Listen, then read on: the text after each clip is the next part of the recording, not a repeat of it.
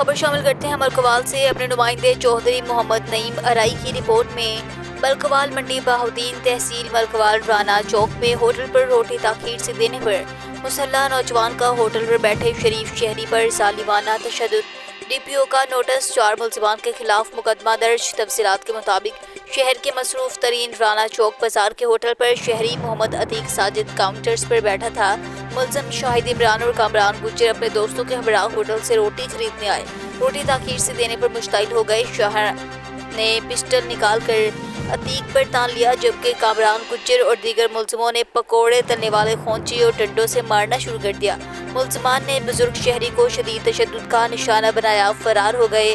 واقعہ کی اطلاع ملنے پر ڈی پی او احمد محی الدین نے نوٹس لے لیا۔ ڈی پی او کے ہدایات پر S H O ملکوال Ghulam Abbas Hashmi نے 4 ملزموں کے خلاف مقدمہ درج کر لیا۔ ایس ایچ او نے کہا کہ ملزموں کو جلد گرفتار کر لیا جائے گا۔